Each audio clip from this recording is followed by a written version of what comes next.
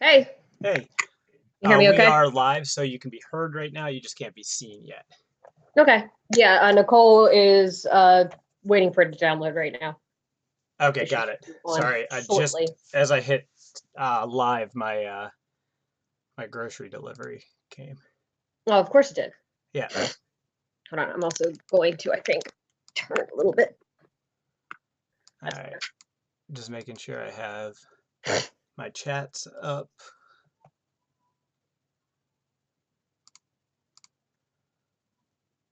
All right. How's it going? Good. Again, you can say hi to whoever's watching on the internet. Hi, who's ever watching on the internet. Right now, they're just seeing a screen that says my voiceover thing and stream starting soon. Actually, while that's happening, I'm going to go grab pencil and paper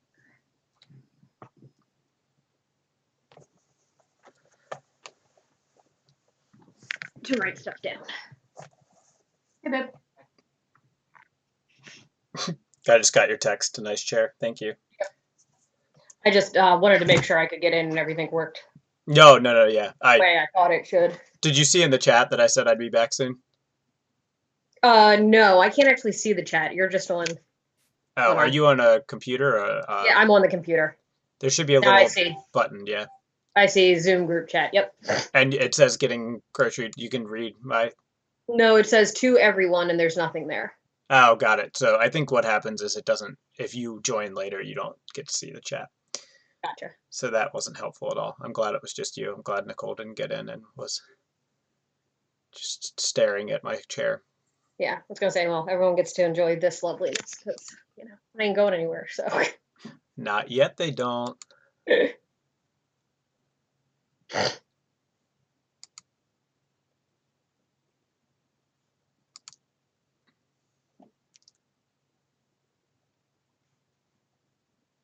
Man, we did this, we had class through Zoom, aerobics class on Tuesday. Yeah. Harley was not helpful. She literally, I'm trying to dance and she's biting me thinking I'm trying to play with her. Like she literally jumped up and bit me in the behind. Yeah. It's like she's laying in the middle of the floor. Micah's trying to get her out. She's having none of it. Like Loyola has a joke account called the Pets of Zoom, and it's Oh, all just screenshots of pets jumping in and ruining Zoom sessions. yeah. I Oh, had did I tell you? a meeting with my students, and a kid showed off his cat for us. It was pretty nice. I was gonna say, Yeah. what was it? Lynn was saying a couple months ago, her husband was working from home, right? I don't know exactly how his setup is if this was possible because their dog Ollie is a Brittany, so he's not that big. I'm gonna go. Hold on. I'm gonna go ahead and just show us while we tell the story, so people aren't just looking at a screen. Yeah. All right. They should be seeing us now. Maybe. Yes. It'll take a second. Okay. Yeah, I Uh, don't see Nicole yet. no, that's okay. You can finish your story, and then we'll get started. Yeah. Well, basically, he was on a conference call with like all the people who own the company and all over the world, and he's sitting there, and the dog's sleeping at his feet, totally fine. And then at the end of the conference call, the dog hops up and lays his head on his shoulder. So Yeah. they're all like, who's that? Hey, there's Nicole. Hello, Nicole. Nicole, just a heads up, you are live on the internet right now. She might have her video off and I don't know if she's muted.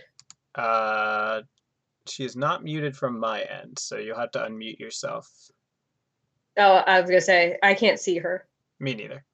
No, I meant I can't see if she's muted or not. Yeah, I can, and I Yeah. checked, and there's not a thing to unmute her. Okay. Okay, but I can see you, but I She can't hear anything. Okay. is the sound on your computer? Hello, everyone out there. This is the joys of Zoom. We cannot see you.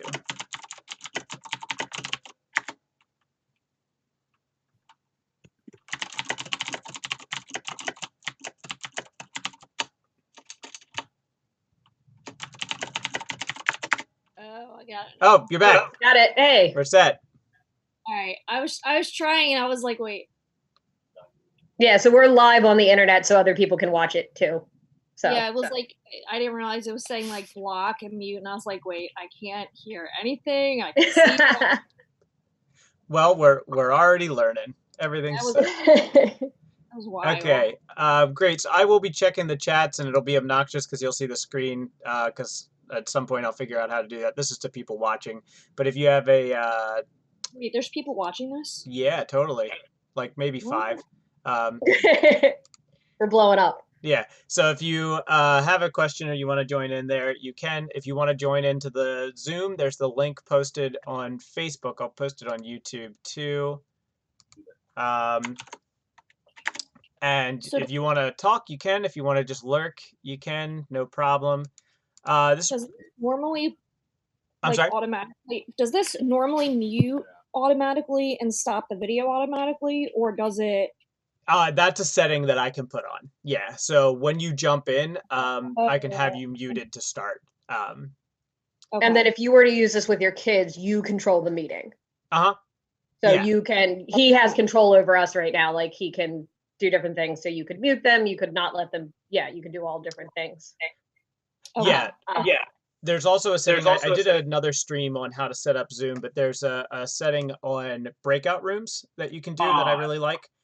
People watching can see this. You guys can't, unfortunately, but you have to turn the setting on when you go into Zoom, and you can click a breakout room and then put kids into small groups.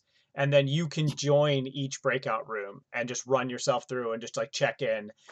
So with my sessions yesterday, I put kids in a small group and had them contribute to a Padlet, and then talk about that in a small group. But then I was also able to jump in and talk to them about like, hey, how's online learning going with only like 3 or 4 kids as opposed to an entire class, which was effective. It was good. But this idea for teaching arts in online kind of was sparked from a conversation with Meredith that I had. Meredith is my sister. And, Mary, I guess you can speak to it a little bit more, but obviously you are where a lot of people are right now. of, it seems like rumors are that we're going to be out longer and that there might be some expectation to online learning, but we haven't gotten a lot of guidance on that yet. We don't know what that looks like. So this is just us kind of proactively as educators talking about what would we like to still be able to do while we're not in the same room, especially with art, which is very typically an activity, and all arts, music, theater, visual arts, dance, all of these things are very typical. We need a teacher in the room, right? So how do we do that without that? And what are some ideas that we have there? And I can share some EdTech suggestions as you guys come up with some of those things, and we'll just kind of keep it an informal discussion here. Yeah, so basically, we've been out for almost a week now. We haven't really heard anything on what's going on. Originally, we were at 2 weeks.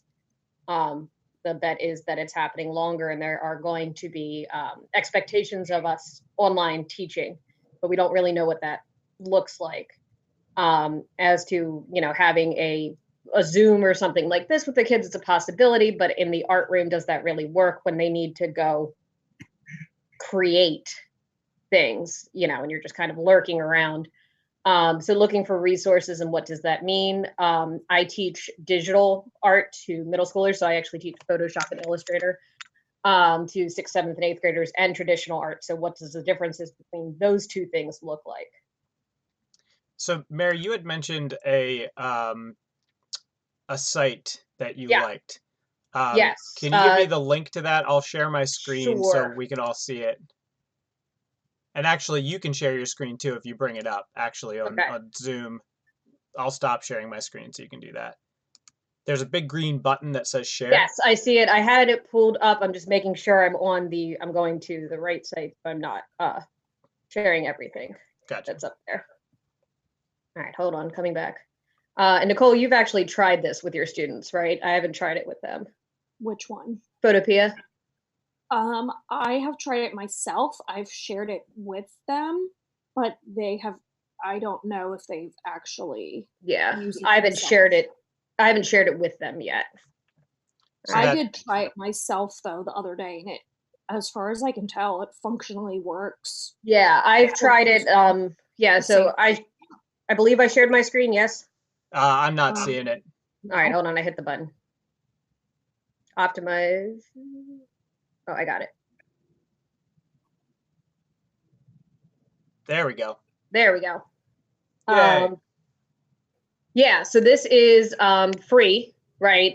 If you are familiar with Photoshop at all, you can see that it looks very, very similar to Photoshop. It works in layers, and you can also open Photoshop documents. Yeah.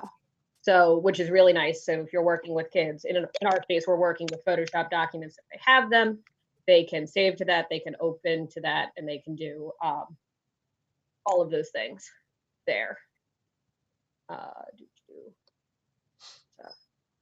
Now, do you know if there's a substitution for so this is Photoshop. Is there a substitution for like Illustrator or other? Not that I'm aware of. I haven't looked into that yet. And to be honest, because we were so early in we're semesterized now, we had just started. We hadn't gone to Illustrator yet. And as far as it looks like, that's not something that's going to happen. There are other sites like GIMP and things, which I've never personally used with students. But again, I have PowerPoints with all these directions on there, and this looks probably the most functional one because everything is similar looking. Would you be willing to, you said you have PowerPoints that showed how to do this all. Is that the creative activities thing over here? Where? Oh, on your tab, top tab. Oh, this was another art teacher had posted that I was going to share on Google Classroom.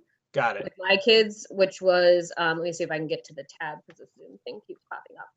Which basically she has set up a creative activities, and she shared it on one of the forums I'm on with different things. And there's like art bingo on it, challenge boards, and then kids can post just mainly in the fact that at the point where we are now, this what we're going through is hard. It's hard on kids, and art can be a good way to express yourself and, deal with what those emotions are. And these are just different creative activities that they can go and do, like a bingo. Some of them are pretty simple, just all of these things kind of put in a nice little document. I liked this one as possibility of starting off point for us in the traditional art room, which is, you can do, if you have washable markers and a little bit of water, you can definitely do a like watercolor style painting with that. Yeah, this is fantastic. Can you share the link with me? I'll make sure I put it in the description. Yes. Just copy it into the chat. You don't have to do it right this second, but at some yeah, point. I can do that later. But yeah, this is, like I said, she posted on one of the forums I'm on, and she's adding as she goes. So this is definitely something I'm going to post probably today for my students to go. Yeah, no, I think that's fantastic. I saw the Mo Willems lunch doodles. That's so I know that people have been sharing the different artists that are streaming. But one of the things that is really important about online learning in general, which I know something is we're working on at my school currently, because we are digital at the moment. We're a private school. Is that a lot of teachers are used to, I assign the work today and then you have a due date, right? And the next day is the due date.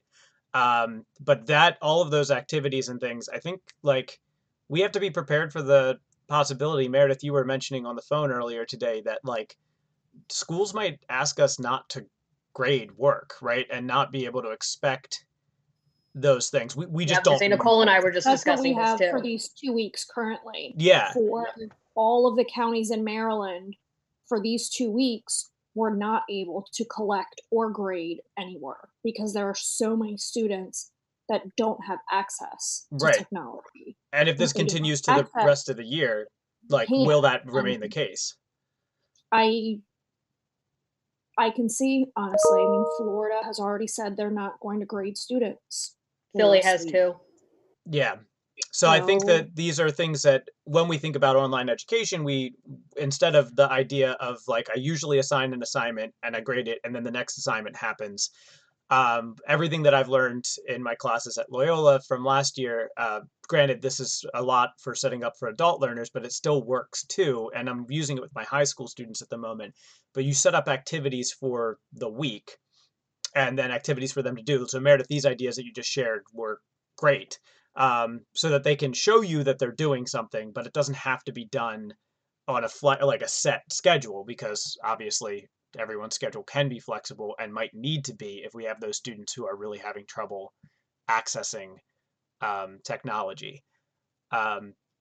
So obviously Zoom is Meredith, you mentioned like live Zoom sessions is one thing. I know some people are streaming. I'm not. So I am not. I have read some things. I am not 100% sure that Zoom, there may be some legal issues. Yeah, I'm sure there will be. Zoom yeah. With students. Yeah. Because of the protecting their information. Yeah. It's, if we can't photograph students, certain students, you need to get parental permission.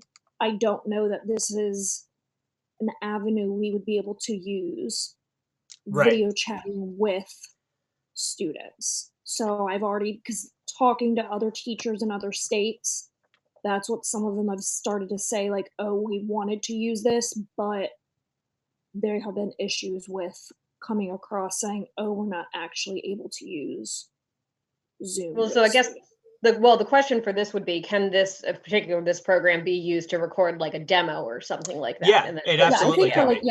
Yeah, so that's, because to be honest, as an art teacher, I mean, obviously I miss my kids and I want to know how they are, but am I going to, we don't do lectures, right? So like this situation for an art room, my end goal was always, we should be creating with like staff. Yes, absolutely. Teachers. I just don't know for like, as a class, like, oh, let's have a class discussion. Yeah. I don't know that in a video sort of way that's going to. Right. So but just for demos and stuff. Yeah. So a couple of ideas from that, Meredith, you were saying like to do demos and things. I'll share my screen real quick and go over a couple of things that I think might be helpful to art teachers, in particular visual art teachers. in particular. The first one I did a stream on yesterday, so I'm not going to talk about it too much, but the idea of a hyperdoc, which is you set up like a whole activity, and students can have be expected to do it in a group or individually, but you kind of walk them through every step of that process. So once this template comes up, you can kind of see like you would post like a link to this particular activity, like engage. You might have them watch a video that was inspired, or like do a museum tour from those resources, or explore that and then explain what they learned, elaborate on it, and then start. You could have your students share their work on Google Classroom or on Padlet, which is another thing I'll bring up. I think a lot of teachers have used this, but this is a nice way to have students share artwork or videos or things. Because I've seen Padlet. I haven't tried it myself, but especially if you're trying to do a group critique or something. Yeah. So it starts off with my I'm pulling up on my screen, right? I'm going to pull up because I have something for a group critique that I've done that's been really cool. Yeah. That I'm going to share with you, but I'm going to pull up real fast so I can share it. Absolutely. So take your time there. So I would maybe think about giving them the instructions to the activity for the week or for the 2 weeks, whatever you decide to do on something like this, having them post that material up here, and then they can actually write comments right there. And if you want to control what comments they can write, you can actually also just turn it on so that instead of commenting, they can give like a 5-star rating, or they can like certain ones, and the ones that have the most like move to the top. That's nice. Yeah, so there are all a whole different ways that you can use this. Padlet's free, but you can only have 3 Padlets at a time, so you have to archive them once they're done. And then it's pretty steep after that. But to use it, basically, you can use it for free. And I know I haven't been very good about being active with my class Instagram. I know Nicole has one too. And then that you're having them, if they tag you in it, share it so you can still see what they're doing right now. That's a great idea. I need to get better with it. But that was my thought too, is to go into Google Classroom today and not an assignment, but post an assignment where they could turn in or show pictures of their artwork to me and I could give feedback or just see what you're doing there. Nicole, do you have that resource up yet? I'm trying to pull up a couple things at once so I can like switch between all of them. Yeah, no problem. Then in the meantime, I'll talk about one more thing. So this is another thing that I was thinking about that might be particularly useful for art teachers, and it's called ThingLink. And if I can log in, if it remembers who I am.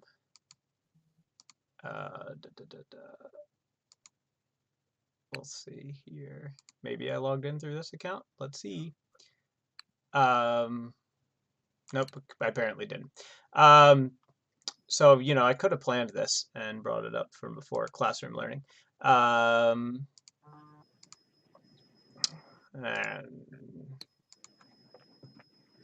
great, get started. Okay, so, oh, great. They're already doing remote working with ThingLink. They've got teacher training. But ThingLink is basically, you can create, if you take an image offline. So if you created, Meredith, let's say you were like doing a demonstration for students and then you showed them the actual thing, you could then add little tabs to it. So if we go to, let's just click on this guy. And then you can make little videos or comments for each of the things here. So obviously this one's created. This is a free one you could use, but students can actually hit the play button and it plays whatever video you embed right in the actual thing.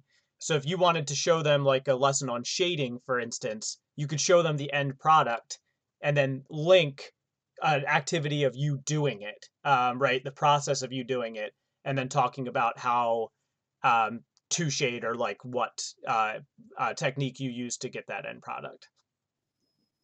All right, I'm ready. Okay, great. So I'll stop my share, and Nicole, you can bring yours up.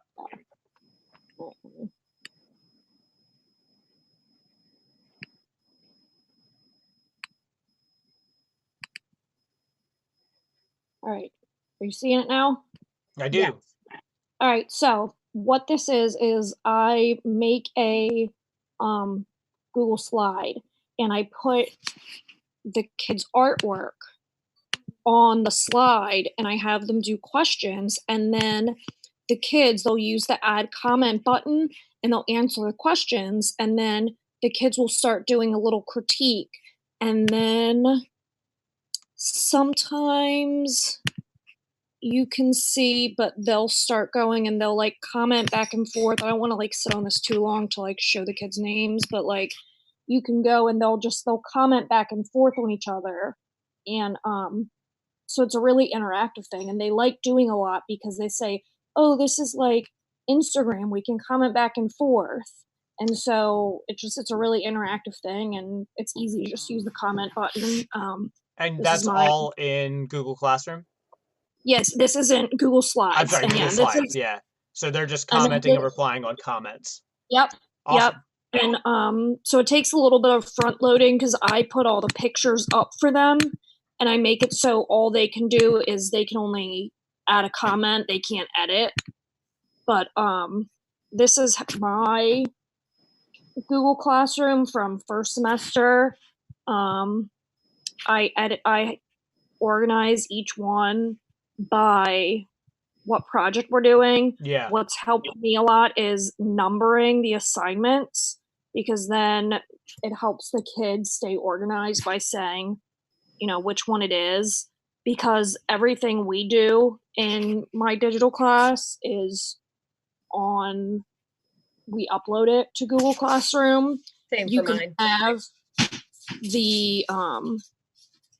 the grade in there, which helps them too. Yeah, that's fantastic. I have never thought to number assignments that way. Yeah, it helps them. It really helps a lot, because what I have too in here is I have their daily agenda. So then it just goes through, so they can use this as a resource if they're out, like whatever day, this is what we're doing. And then it says assignment 3 and 4. Work on this assignment and this assignment. This is what every day, this is what you're working on. Here's an example of it. And, so it really helps. Yeah. So, this one I actually edited. You can edit the templates of your slide too. Is that from like a template website or something? No, or did you just make it? No, I just made it. Oh, cool. You can edit the master slides in. I went to a website somewhere. I used Google like editing the master slides. I think it's. Oh. Yeah, I know how to do it on PowerPoint, but I'm. Yeah, you edit the master slide and you can edit like the stuff, but having the numbers like really helps. And then having that's a good idea. Yeah, it helps a lot. And for each project we do, I have them look at examples the kids do. Yeah. They're making GIFs. Yeah. I like that they show up on that. Yeah, Google Classroom it's made everything so much easier. Yeah. Really has. I was going to say, and the GIFs tend to be a favorite project. Yeah. So, Nicole, I wanted to go back to something that you had said of the fact that you mentioned front loading. And that's a huge part of online learning. Like I said, for my guys this week, I just made everything available and linked through a document on Monday. And then like all of my quote unquote planning is done for that week. And then the rest of my job for the week is just checking in with them on chats and, having one-on-one Zoom sessions with them or those sorts of things. Yeah. And I think that is a key to keeping yourself sane if you are expected to online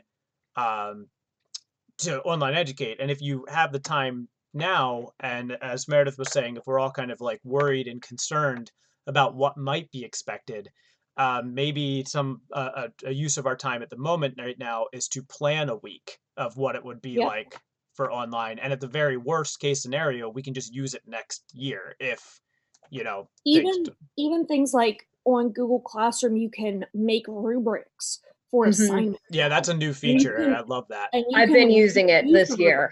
You can't, you used to be able to not reuse the rubrics, you know, retype them every time. And now that you can reuse the rubrics, you could just make an assignment. If you know you're going to have certain projects, make a blank project for every single project you're going to have and make a rubric for it. And then you already have them set for whatever you're going to do. And then you can, I mean, for us, you can reuse posts. So I'm literally just going back to last semester, pulling them and reposting them. And I don't have to do, so I had to do it, you know, earlier in the year, but now it's, you know, 30 seconds and it's all ready to go. And revising things like finding, I do a lot of, I'll go on Adobe's website and I find readings on Photoshop tools and how the tools work, and find pictures of like, here's the quick select versus magic wand versus whatever. And I have to edit them a lot to make it more of a middle school level, but finding some of that information and turning it into a reading and adding questions to it and taking time to get more of information like that and resources for the kids, because more of other ways for them to learn, I found, has really made them more successful in the class, and it made them more knowledgeable and helped them understand more. Adobe also has a, I believe it's free, like educator site that you can join where they post lessons. There's entire curriculums up there. Can you send me that link too, Mary? Yeah, I'll look it up. But I've used it for starting off points. And I know if we're talking like you have access to Photoshop and maybe you don't, but I feel like a lot of these things could be modified. They're currently doing, they do challenges too, where you can sign up for a 7-day challenge and every day you get a new challenge and then you share and you talk about your artwork. So to be honest, they have a great resource of lessons and things for kids to learn from, or for you to learn and modify. But I have found a lot of great ideas up there. And you can sort, they have stuff for kindergarten up there, like. Even for not just Photoshop, I mean, there's Google Drawings for traditional art. You can use that you can modify a lot of traditional art in Google Drawings. And there's other art programs that you can use where traditional art can become, not to say that it has to all be digital, but there's ways that you can still modify it. Right. You know? I did want to go back to one more thing too, of kind of looping back into what we were talking about, front loading. And Nicole, you also brought up the idea of students being much more bought in when they have agency, when they have choice of what they get to do, or you mentioned something along those lines. I talked about it yesterday in my stream, but the idea of because you have to front load everything, because the planning is all there, differentiation is that hot topic word that everybody asks us to do, but it becomes easier in this case because you can set up all of those options already, and then students can pick from like a menu that you create there. So just another avenue to think about. Google Classroom also makes it super easy to differentiate because you can actually assign certain things to certain kids. Yeah, so you can change it around. When you're putting an assignment, you say like, these kids get this one and these kids get this one. Yep. Which makes it super easy too. Yeah, I was gonna say, if you haven't been using Google Classroom, I was gonna say both Nicole and I have moved towards it, and it's really been a game changer. Especially just with organizing and keeping track. But having a menu too and saying you need points to add up to whatever, and pick one from this section, one from this section, one from this section. I mean, another art teacher on a different site I was on was just even a same kind of boat that we're in right now, where we're kind of in a holding pattern. And she literally just posted a prompt for the week, right? So her prompt this week was virus, and the kids were to take that word and then create something based off of that word and then turn it in. And she was like, in less than 12 hours, I had 5 kids, kids turning stuff in. I gave my students something to do creatively, and I think 5 minutes after it was, I'm an English teacher, but 5 minutes after it was up, it like already 3 of like groups had turned it in. It was an extra credit assignment, but they just like, they wanted to do it. They wanted to do it together. And it was, I already put on Google Classroom, I just made a thing that said class discussion, like literally just made a topic. That's all it was. Class discussion. Kids have already been posting, hey, what's up, guys? How are you doing? Like, they just want to talk to each other. They just want to communicate. Yeah, and they want to learn. Each other right. And I think that's a silver lining of all of this. I do have to head out. It's been about a half an hour here. But any final thoughts before we close it up here? I think what I was just going to say is, in addition to what I was saying, you know, a lot of people that I've seen who are already kind of in line online thing are kind of freaking out at how quickly kids are going through the work. And I think it's important to keep them engaged, but it's also kind of important to let that concept of time that we have in a normal classroom go. We're not in a normal classroom. They're not here from, you know, in my case, 8 to 3 every day. They can go whenever. And for our own sanity and theirs, we just have to kind of let this grow organically and see how it goes. Yeah, the general rule we have again, in my master's on online and education and educational technology, the general rule is less work, more meaningful work, right? So even if it feels like somebody can do it all in one day and have it all done ahead of a time, that doesn't mean you have to increase the amount of work for everybody. It just means that maybe make the work that they are doing more meaningful and that they care about it. And the fact that they're doing it quickly might mean that the work is meaningful, right? They might mean that they really wanted to do it. Yeah. And I think the work that these kids are doing doesn't have to be the traditional type of schoolwork that they're used to doing. It could be different things. It could be um, learning a new type of hobby or something, learning how to cook, learning how to sew, learning more household things. Like those are still valuable types of learning, and that's things they miss out on a lot. Yeah. And sorry, I know we're ending, but just one more idea I saw that people were posting was like scavenger hunts. Yeah. So literally creating a color wheel. Just give them assignment, make me a color wheel with things around your house, and then kids are just taking objects and placing them in a color wheel and taking a picture of it. So they're moving, they're thinking. And that's a perfect example of a thing that requires lead time, right? It's just like maybe that took you 10 minutes to write the instructions, and then you just said go. So yeah, definitely opening your mind up to creative ideas like that. Cool. All right. Well, this time calls for us to get creative. So what better people to talk to than art teachers? Thank you both for being here. I'll post the links that you guys send me up on the descriptions of both of these videos, probably on YouTube. So if you want to check out anything that we talked about, you can do that there. But Nicole and Meredith, stay safe, stay socially distant. Thank you for your expertise and time. All right. Bye. Bye. I'm going to end the stream.